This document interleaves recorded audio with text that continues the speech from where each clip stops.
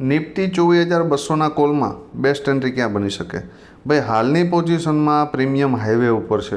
જો મોર્નિંગમાં ભૂલમાં તમને 86ની આજુબાજુ સપોર્ટ લેતું દેખાય તો એન્ટ્રી કરી શકાય. પહેલો ટાર્ગેટ આ ક્લોઝિંગ 110 અને બીજો 136.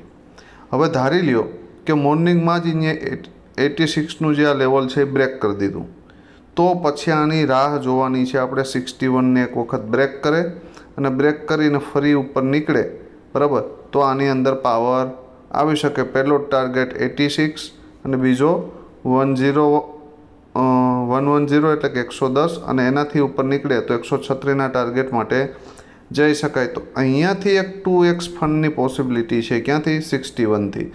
સેકન્ડ પોસિબિલિટી કે મોર્નિંગમાં 61ની નીચે જ ઓપન થયા પ્રીમિયમ, તો પછી આની રાહ જોશું આપણે 31ની આજુબાજુ. 31ને સપોર્ટ લેતું દેખાય અથવા તો 31ને બ્રેક કરીને ફરી ઉપર નીકળે તો 61 અને 86 સુધીના ટાર્ગેટ માટે જઈ શકાય.